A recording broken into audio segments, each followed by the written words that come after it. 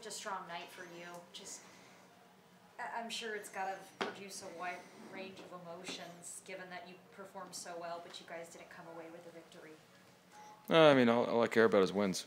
That's it. So, got to find a way to finish that game out on offense. You know, I was thinking about the first half missing that shot to Shep.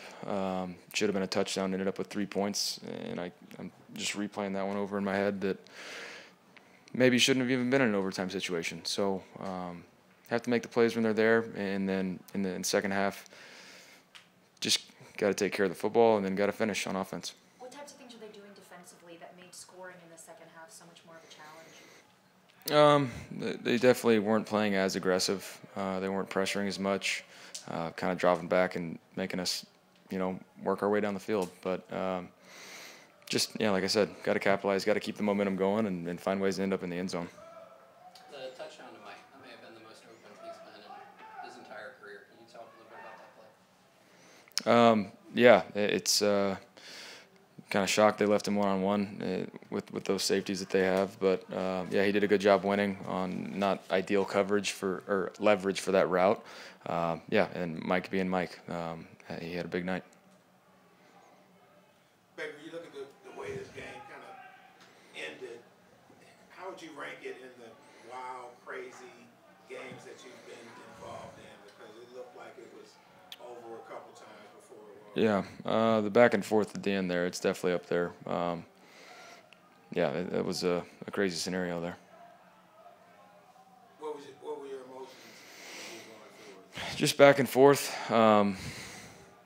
You know, obviously every time we got the ball back in the fourth quarter, trying to hit the mindset and tell the guys, you know, we need to finish with this, finish the right way, end with points, and put this game away. And then once they're driving fourth quarter, just realizing that we need to hit the reset button and get ready for overtime. Obviously not getting a chance to go out there just based on the rules, but yeah, not ideal for us. Did you think that you guys had the victory when Levante David made that interception? I did, but like I said, got to learn how to finish. That 4-minute offense, they know we're on the ball, we know we're on the ball.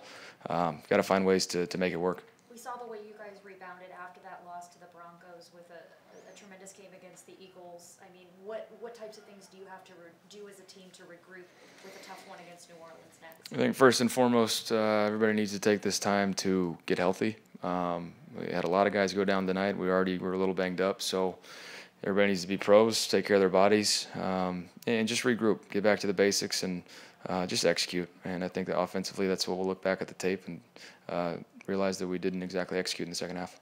I know also all summer long you guys talked about, you know, the fact that the Falcons were being billed as the team to beat in the division. Were they as good as advertised? Yeah, I mean, they won the game tonight. Yeah, it is what it is. They won, so we really can't say anything else. Baker, can you talk a little bit about your offensive line tonight? It seemed like they kept you really clean throughout most of the game. Yeah. Running game seemed to really click a little bit better tonight outside of that.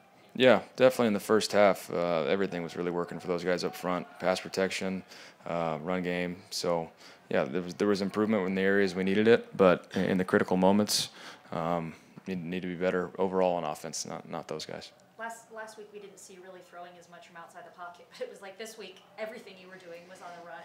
Can you just talk about what was working so well and allowing you to have those connections? Yeah, just knowing their pressures and having some things dialed up to get outside the pocket and not let them run the twists and stunts up front. Just trying to get the ball out. It's trying to, you know, take advantage of what they're giving us and not let, you know, their play call beat us. And not related to the game specifically, but you and your wife Emily, you know, joined with Kirk Cousins and his wife Julie to make a tremendous donation to victims of Hurricane Helene. Can you just speak to that and what, you know? Yeah, obviously there's much more to life than football, but Hurricane Helene impacted so many people. I mean, so many different states, and it's sad to see. So just, you know, obviously still trying to use the platform that we have and just knowing Kirk and the type of guy and just the family he has, who he is as a person, finding somebody to team up and try and join forces that, yeah, it's a blessing to be able to do that. Whose idea was that? It was a team effort. Okay, thank you. Thanks.